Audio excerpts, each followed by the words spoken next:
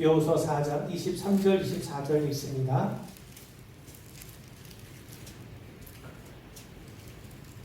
여호수아 4장 23절 있습니다. 너희 하나님 여호와께서 요단물을 너희 앞에서 마르게 하사 너희를 건너게 하신 것이 너희의 하나님 여호와께서 우리 앞에 홍해를 말리시고 우리를 건너게 하심과 같았나니 이는 땅의 모든 백성에게 여호와의 손이 강하신 것을 알게 하며 너희가 너희 하나님 여호와를 항상 경외하게 하려 하심이라 하라. 아멘.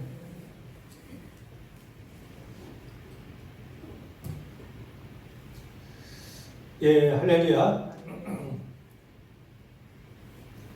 자, 여호수아는 이스라엘 백성들에게 우리가 하나님을 선택하고 하나님을 경외할 것을 당부하는 그런 책입니다. 그래서 이스라엘 백성들이 왜 하나님을 선택하고 하나님을 경외해야 하는지 그 이유를 우리에게 들려주고 있어요.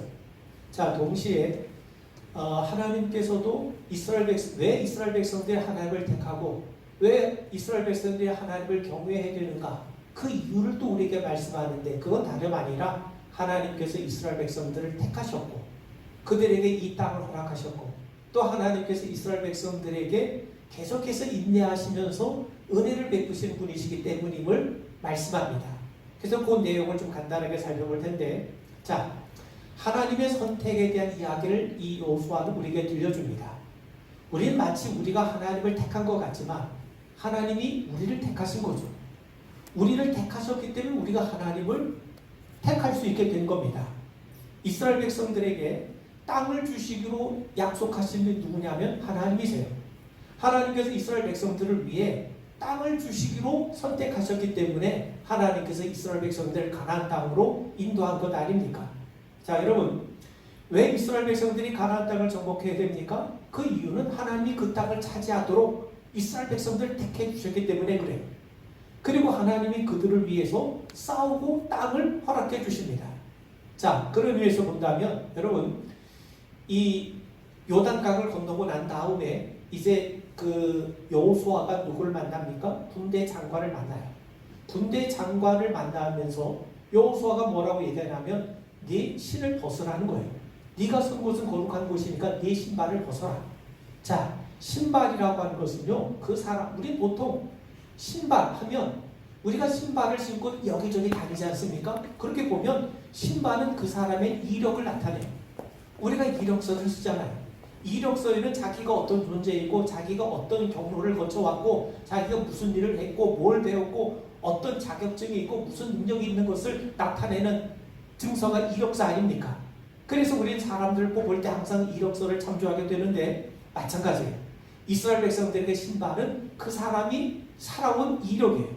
그런데 지금 하나님께서 군대 장관이 여호수아에게 신발을 벗으라는 겁니다. 그 말은 무슨 말이겠습니까? 가나안 정복하는 게 너희들이 한 것 같지만 이 일은 누가 하시는 겁니까? 하나님이 하신다는 거예요. 그래서 여호수아를 처음 부르실 때에도 너희들의 밟는 것을 다 하나님께서 주시겠다. 그 말은 뭡니까? 한마디로 말하면 내가 너희들에게 줄 테니 내가 이 가나안 땅을 너희들에게 줄 테니 너희들은 땅을 밟음으로 하나님이 약속대로 우리에게 응답하셨구나. 그걸 확인하라는 거예요. 모세가 출애굽을 할 때에도 하나님께서 가시떨기에 나타나셔서 네가 선 곳은 거룩한 곳이니 신발을 벗어라. 애굽에서 이스라엘 백성들을 건져내신 것 역시 이스라엘 백성들이 하는 게 아니지 않습니까? 하나님이 하시는 거예요. 그들의 의기투합해서 독립운동한다고 해서 이스라엘 백성들이 나올 수 있는 게 아니지 않습니까? 하나님이 하신 거잖아요. 그래서 모세에게도 신발을 벗으라고 말씀하신 것처럼 지금 여호수아에게도 뭐라고 말씀합니까? 내가 너희들 위해 친히 싸워줄 테니까 하나님의 정복이 시작이 되니까 내가 너희들을 인도해서 이 땅을 너희들에게 주겠다고 말씀하는 겁니다. 자, 그래서 여러분 10장을 보세요. 여호수아 10장을 보겠습니다. 여러분 10장 42절에 보면 10장 42절에 보면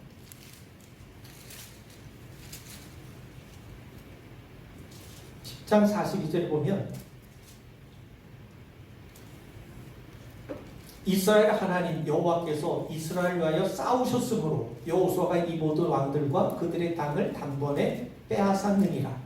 뭐라고 얘기하고 있습니까? 하나님이 이스라엘 백성들을 위해서 싸우셨기 때문에 어떻게 해요?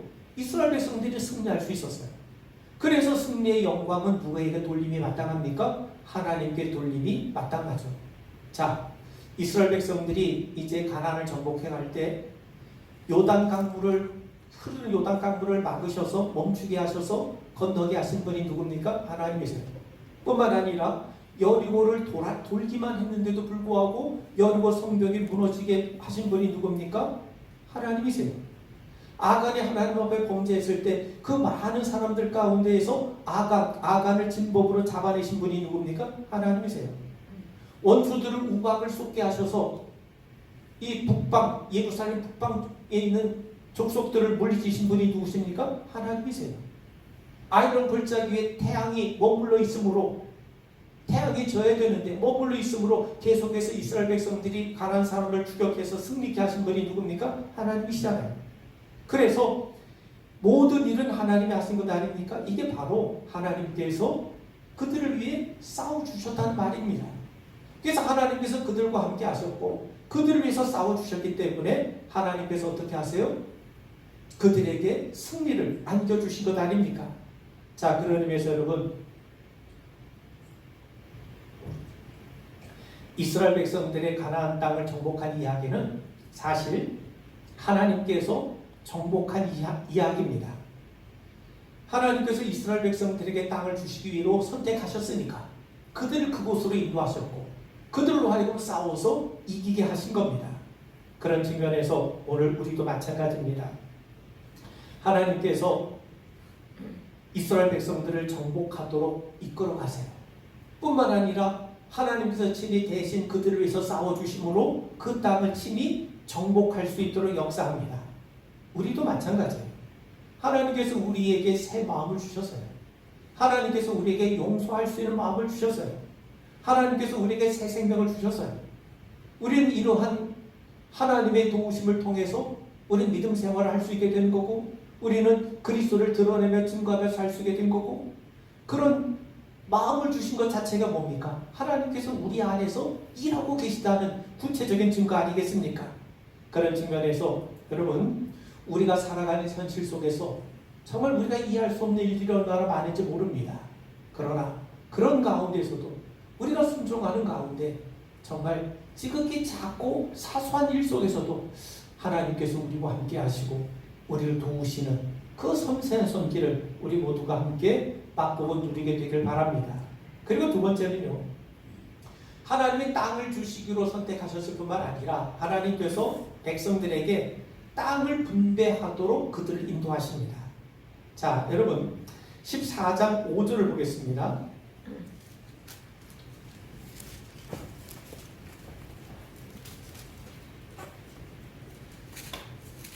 자, 14장 5절을 보면 이스라엘 자손이 여호와께서 모세에게 명령하신 것과 같이 행하여 그 땅을 나누었더라. 자, 백성들이 땅을 분배했어요. 근데 그 땅을 분배하는 것조차도 누가 역사하셨느냐? 하나님이 역사하세요. 여러분 사실 분배하는 게 어렵지 않습니까? 같이 뜻을 모아서 함께 싸우는 건 같이 싸울 수 있어요. 그런데 싸우고 난 다음에 그 땅을 어떻게 나눌 거냐, 어떻게 분배할 거냐, 왜 너희는 좋은 땅을 갖냐, 왜 우리는 어렵고 험지를 갖게 되느냐, 얼마든지 이것 때문에 불평하고 원망하고 대립할 수 있었음에도 불구하고 우리가 이스라엘 백성들이 가나안 땅을 분배하는 과정을 보면 그들이 큰 대립이나 갈등 없이 그 땅을 분배한 것을 우리가 보게 됩니다. 그건 뭡니까? 하나님께서 분배하는 일까지도 하나님이 세심하게 역사해 주셨기 때문에 그래요. 자, 여러분 그뿐만 아닙니다.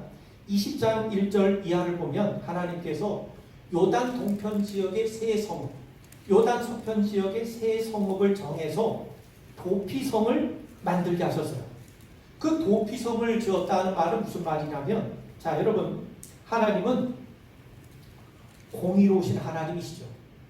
하나님은 정의로운 하나님이세요. 하나님의 공의가 이루어지길 원하세요. 자, 이스라엘 나라와 주변 가나안 나라의 특징이 뭐냐면 여러 차이가 있겠습니다만 하나님은 이스라엘 백성들을 통해서 이 땅에 공의로운 하나님의 나라를 세워가기를 원하십니다. 어떤 누군가 힘을 가졌기 때문에 힘을 독식하거나 그 권력을 이용해서 무고한 사람들을 해치거나 사악한 마음을 갖고 남의 것들을 강탈하거나, 그거는요 하나님이 정하신 원칙에도 어긋날 뿐만 아니라 하나님이 원하지 않는 모습이에요. 그래서 하나님께서는 도피성을 지음으로, 이 이스라엘 곳곳 지역에 도피성을 지음으로 인해서 그 도피성에 피하게 되면 사람들이 억울한 일을 당하지 않고 자신의 생명을 보존할 수 있게 하셔요. 그건 뭐냐? 하나님의 긍휼하심, 하나님의 자비하심, 하나님의 은총, 이것이 또 하나님의 정의가 어떻게 하라는 겁니까? 가나안 땅 전역에 미쳐져야 할 것을 우리에게 말씀하는 거예요. 자, 그래서 이 도피성이라고 하는 게 단순히 잘못한 사람에 피해서 자신의 생명을 보존하는 그런 차원을 뛰어넘어서 이 하나님의 나라, 하나님의 백성들 가운데는요 억울한 희생이 있어서는 안 돼요. 힘 있는 자로 인해서 그 정말 불의한 일로 인해서 억울하게 눈물을 흘리거나 억울하게 생명을 잃는 사람이 있어서는 안 되는 거예요.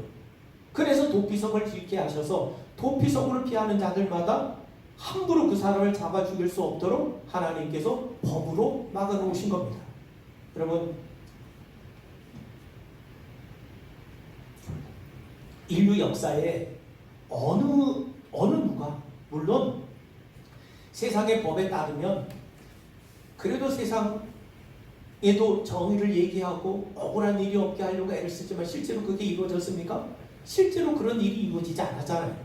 자, 그런데 하나님은 도피성을 짓게 하심으로써 도피성을 요단 동편에도 3성, 요단 서편에도 3성, 이 도피성을 짓게 함으로써 억울하게 희생을 당하거나 억울하게 눈물을 흘리거나 억울하게 죽음을 받는 일이 없도록, 그래서 이 이스라엘 백성들이 거하는 지역은 어떤 지역이든지 하나님의 공의로우심이 있고 하나님의 긍휼과 자비가 넘치는 그 하나님의 은혜가 끼쳐지는 그러한 지역으로 세우기를 원하시는 하나님의 뜻이 거기에 반영이 되어 있는 겁니다.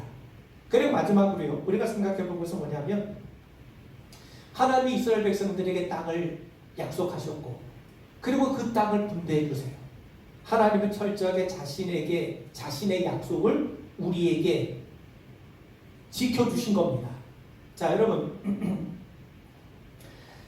창세기 17장에 보면 하나님께서 아브라함에게 약속하시기를 이 가나안 땅을 너와 네 후손에게 주시겠다는 거예요. 그리고 여호수아 23장 14절에 보면 하나님께서 여호수아를 통해서 신실하게 그 약속을 이루어 주심으로써 하나님의 신실하심을 분명하게 보여주십니다. 자, 그렇다면 이스라엘 백성들은 어떻게 해야 되는가? 하나님의 약속을 잘 지키신 분이라면, 여러분, 하나님의 약속을 안 지키신 분이라면 우리가 하나님 앞에 순종할 수 있습니까? 하나님도 약속 지켜주지 않으시는데 어떻게 우리가 순종합니까? 그런데 하나님의 약속을 신실하게 지켜주신다면 우리가 하나님에 대해서 가져야 될 반응, 우리가 하나님에 대해서 가져야 될 태도가 뭐냐? 그게 순종인 거예요. 그래서 하나님께서 우리에게 순종을 당부하신 겁니다. 그런 측면에서 여러분, 하나님은 당신의 약속을 지키세요. 하나님께서 무조건 우리에게 순종하라 그렇게 하신 것이 아니라 먼저 하나님의 신실하심을 우리에게 보여줘요. 하나님께서 신실하시고 하나님께서 당신의 약속을 지키신 분이 분명하다면 우리 역시 하나님 앞에 믿음으로 응답하면서 순종하며 나아가는 것이 마땅한 분본 아니겠습니까? 자, 그런데 여기서 우리가 좀 한 가지 더 살펴볼 것은 뭐냐면,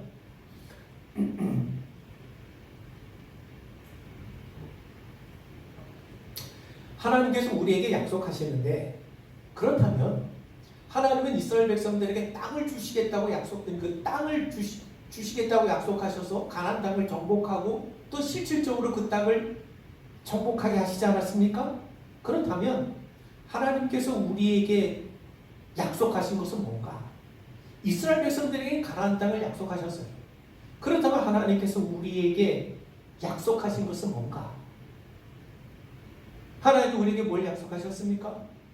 성경을 통해서 우리가 분명히 알게 되는 것은요, 하나님은 우리에게 아들 삼으심을 약속하셨어요. 하나님께서 우리는요, 지금 우리는 옛날에 이스라엘 백성들은 가나안 땅을 정복하는 것이 하나님의 뜻을 구하는 거였습니다. 하나님의 뜻에 순종하는 거였습니다. 그런데 지금 우리에게 주어진 명령은 어떤 지리적인 영역을 장악하거나 확보하는 것이 아닙니다. 하나님께서 우리에게 허락하신 것은 하나님의 자녀됨이에요. 하나님의 자녀이니까 우리는 그리스도와 더불어 하나님 나라를 공동으로 상속할 수 있는 상속의 권리를 우리가 갖고 있는 것 아닙니까? 그것이 바울이 로마서 8장에서 우리에게 증거하는 거예요. 자, 그렇다면 여러분, 우리에게는 뭐가 필요하냐? 우리의 싸움은요, 혈과 육의 싸움이 아니라 우리는 영적 세력에 대한 싸움입니다. 자, 무슨 말이냐면 우리는 복음을 전해야 돼요. 그리고 하나님이 우리의 죄를 그리스도 예수를 통해서 우리의 죄를 용서해 주신 것에 대한 약속과 또 그리스도를 통해 우리에게 주어진 그 생명을 통해서 모든 사람들을 사랑함으로써 하나님의 세력을 방해하고 하나님을 만홀히 여기고 하나님의 뜻을 왜곡시키는 악한 세력과 싸우는 거예요. 그런 측면에서 우리에게 주어진 명령은 뭐냐? 우리에게 주어진 명령은 크게 두 가지입니다. 하나님 사랑하고 이웃 사랑하는 거죠. 그렇게 함으로써 이 땅에 있는 모든 백성들, 모든 민족을 하나님의 제자로 삼으라는 겁니다. 이게 바로 하나님께서 우리에게 약속하신 내용입니다. 자, 그리고요, 마지막으로 우리가 살펴보면 하나님은 자신의 약속을 지키세요. 근데 동시에 하나님은 우리에 대해서 참기로, 인내하시기로 작정을 하십니다. 자, 여러분, 이스라엘 백성들이 하나님이 그렇게 신실하게 이스라엘 백성들에게 응답하는데도 불구하고 이스라엘 백성들이 보인 반응은 끊임없이 하나님을 대적하고 하나님 앞에 범죄하는 거예요. 자, 하나님이 이스라엘 백성들에게 너희들 돌무더기를 쌓아놓으라고 명령하신 것이 5군데 나오는데 요단을 건널 때 요단강 부근에 돌무더기를 쌓아놓으라고 말씀하세요. 그리고 아간이 돌을 맞은 그 골짜기에다가 돌을 쌓아놓으라고 하십니다. 아이성을 무너뜨리고 아이성의 그 왕의 시체를 덮은 곳에 돌무더기를 쌓아놓으라고 하십니다. 그리고 5명의 아모리 왕들의 시체를 던져놓은 굴에 하나님이 돌무더기를 쌓아두라고 말씀하세요. 그리고 백성이 범죄하지 않겠다고 약속한 서약의 증거로 세겜의 상수리 나무 아래에도 돌무더기를 세우라고 말씀합니다. 그 돌무더기를 바라보면서 뭐 하라는 겁니까? 아, 하나님께서 우리를 도우셨구나. 하나님은 우리를 도우셔서 우리가 요단강을 건널 수 있었구나. 하나님이 도우셔서 우리가 아이성을 물칠 수 있었구나.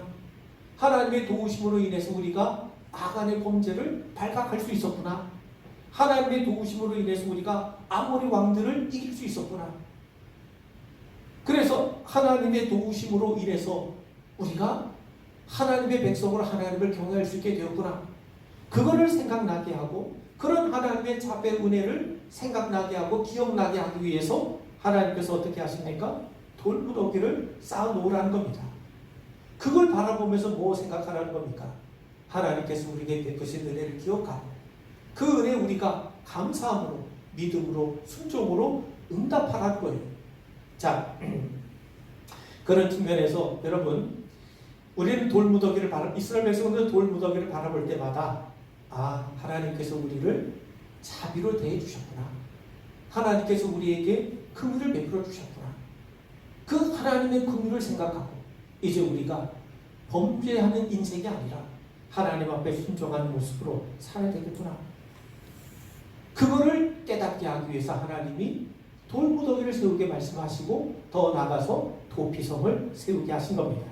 자, 그러면 오늘 우리가 읽은 말씀을 다시 한번 보겠습니다. 자, 여러분, 하나님은 이스라엘 백성들을 선택하셨는데 이스라엘 백성들은 하나님 앞에 순종하고 약속하신 땅을 정복하기로 선택을 받은 백성들이죠. 하나님께서 그들을 위해서 싸우셔서 땅을 허락해 주시고 분배까지 주셨어요. 자, 그 하나님의 약속을 믿고 우리는 순종할 수 있어요.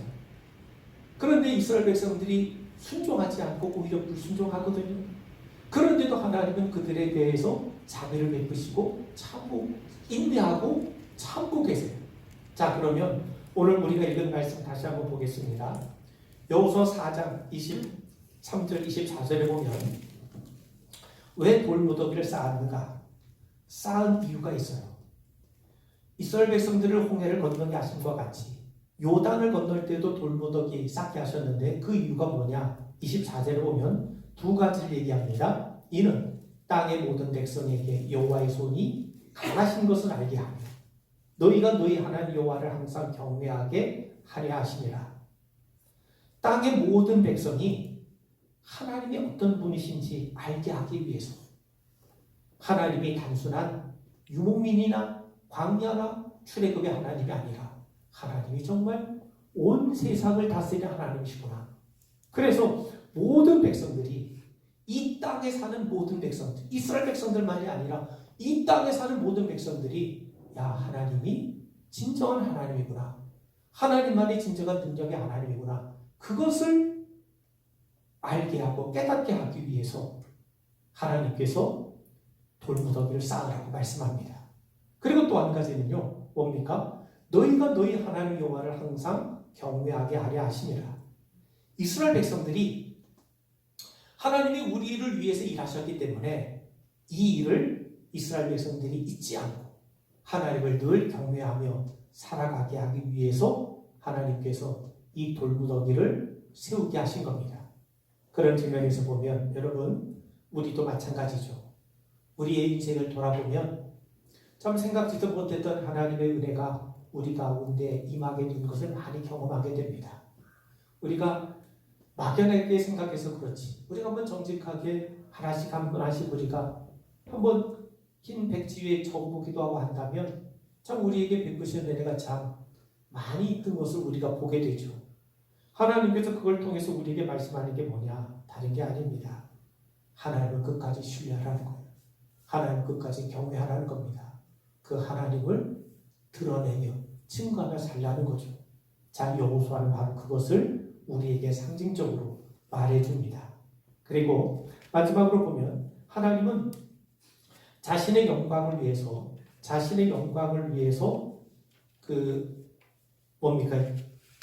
모세의 뒤를 이어서 여호수아를 세우십니다.